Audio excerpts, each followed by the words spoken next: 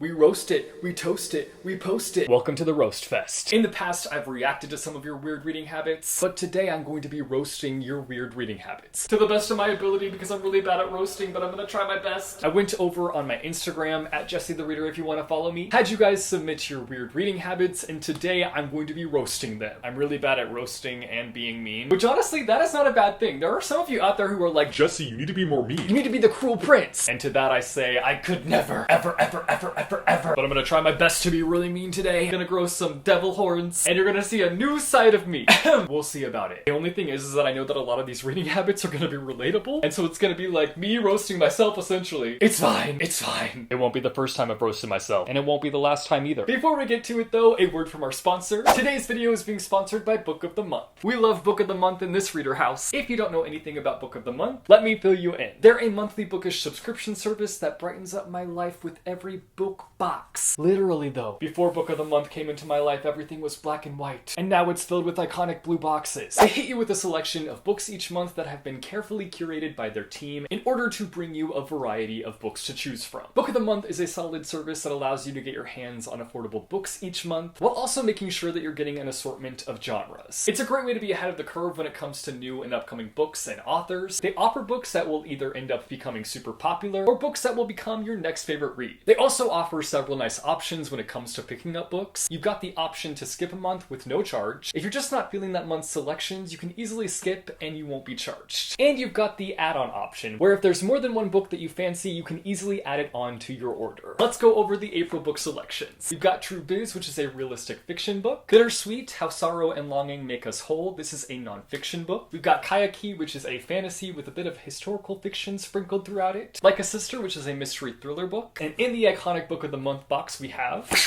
The Good Left Undone, which is a historical fiction book. This might sound dumb, but every month they send a bookmark and it just makes me a little bit too excited. This one says, use me or lose me. To all the bookmarks I've lost before, I'm sorry. We've got a nice mix of books this month, but I think the one that I am the most excited for is The Good Left Undone. I've been feeling like picking up some historical fiction books recently, and this one has caught my eye. There's a one-liner in the description that just completely caught me. It was like, hello, nice to meet you, read me. And I was like, yes, Bookmaster, I will read you. That one-liner is an immersive novel about 3 generations of Tuscan artisans and one remarkable secret. When a book has that one line that does its job, it hooks ya, it gets ya. That's just what that did. It was simple, it was intriguing, causing this book to soar up my TBR. I will leave a link down below in the description to where you can learn more about the Book of the Month service, and you can use my code Jesse to get your first book for only $9.99. Now it's time. Let's get to roasting. Kindle in the bathtub, bestie. It's giving reader who chooses danger. It's giving I could drop this Kindle in my bathtub and ruin it forever. It's giving if I drop it, at least it's my Kindle and not a physical book. I wonder how many books we've lost to the reader crime of dropping books in tubs. RIP to all the books who have endured massive amounts of water damage due to their owners dropping them in the tub-a-dub-dub. I like to binge read audiobooks on 3 times speed, and I'm training for faster. So basically you're saying you like to listen to gibberish. Because listen, that's all that 3 times speed is serving. Said what I said. Gibberish! So basically you can understand when they're like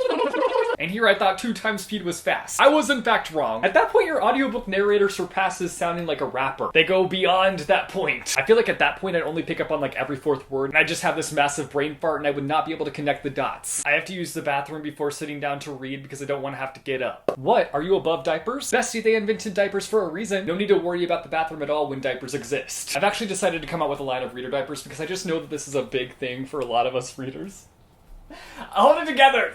We don't want to move when we hit that reading position that is the spot. The comfortable spot. The I will not move my tush because this is so comfortable to read right in this position spot. Take the toilet with you wherever you go with my upcoming reader diaper line. Please don't take me seriously. You know I've sold myself out when I'm dropping a reader diaper line. That's the only time I will accept somebody calling me a sellout. I collect bookmarks and I spend hours deciding on the right bookmark for my book. Bestie, you could be using that time to read. What are you doing? That is precious reading time. All you're doing is sticking it between the pages. You see it when you put it in and when you take it out. Other than that, it's hidden between the pages. I can assure you that the book you're reading does not care what you're sticking in it. I know it's hard to forget, but books are in fact not living, breathing things. They're paper with words on them that magic trick your mind out of reality for a bit. But that's it. Reading with one half of my brain and plotting/visualizing with the other half simultaneously. No, you're done. Put the book down. Now listen, I'm all for multitasking, but you're gonna break your brain. Like, Bestie, are you good? My brain hurts thinking of anybody anybody doing this. I feel like your brain is going to split in half if you continue reading like this. So please do not continue reading like this. Don't do it. Put the book down. Rest your brain. Train your brain to just read and not visualize your own story while you're reading. Please, please, please. Toe finger will always be half bent while reading, and I end up with unbearable pain. Y'all are choosing painful reading experiences, and for what? Reading is not supposed to send you to the hospital. It's supposed to be enjoyable. I'm begging you to stop bending that toe. This isn't yoga. It don't need to bend. This is reading. Let it relax. Straighten out the toe. I spend more time planning to read than actually reading. Imagine thinking you'll ever take your TBR pile down like that. Here's your wake-up call. It's not gonna work. Stop planning the game and get in the reading game. Get your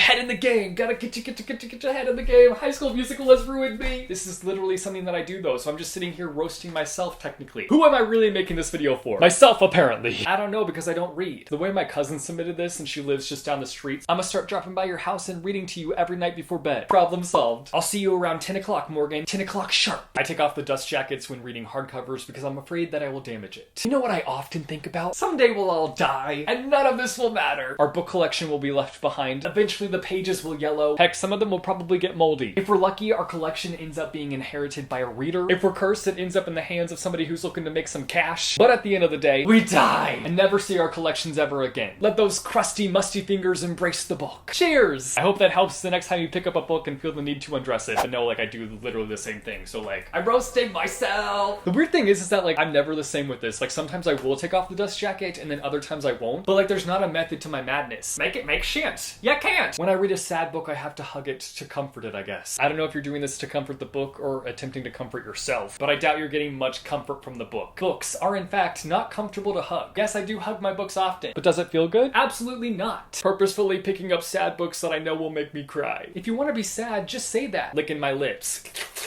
Chapstick exists for a reason, so you can keep the lips moist and help keep that tongue in your mouth. Hope that helps. I confuse the weather in my books and IRL. I'll put my book down and think there's a blizzard outside, but it'll be July. Someone's getting a little too immersed in their book, and that someone is in fact you. I recommend taking a few moments at the end of each chapter to take a look around you. That should help. Good luck with that. Why do I feel like I'm becoming like a book doctor? Like the past 2 submissions, I've just been like, let me help you figure out this problem in a sassy way. I will always thumb through to get to the halfway point before starting the book. I promise that halfway mark will always be there. There's no reason to check that it's there. It's gonna be there. Your thumb does not need to keep finding it. It will be there when you get there. In Jesus' name, amen. I pace around my house when reading. I do not sit. We love a multitasker. Get those steps in, work out them legs, but honestly, friend, sometimes it's nice to take a seat and read. I'm just looking out for you here because I don't want no accidents to happen. Again, I am the book doctor here. I'm here to solve all your problems, so like sit down. Otherwise, you could like accidentally pace yourself to the stairs and you might be so immersed in your book that you end up tumbling down like Jack and Jill. Again, reading books should not have us ending up in hospitals. Reading while listening to a different audiobook. There's multitasking, and then there's chaos. Guess which one you're choosing? Chaos! I have a couple questions for you though. How? Why? How does one read 2 books at once? Why does one read 2 books at once? I need some answers here. But I'm just gonna say, as your book doctor, I do not recommend this. Today I took pictures of the last few pages of my book, so I could finish it without having to take the book with me on the train. Hey, that's called working smarter, not harder. I can't even roast you. I applaud you. I applaud the hustle. But tell me you brought a second book with you for when you finish those pages that you took a picture of. Otherwise, you can get off the train and walk to your next destination as punishment. I space out after a jaw-dropping scene and then replay it over and over again in my head and then read again. You really said, it hurts. Why not suffer more and hit replay? Emotional damage? Sounds good. I'll take 2. I bake library books in the oven at the lowest temp, ASAP, because I don't trust where they've been. Somebody revoke this person's library card immediately. I don't even know that I have the words to roast this one. And sometimes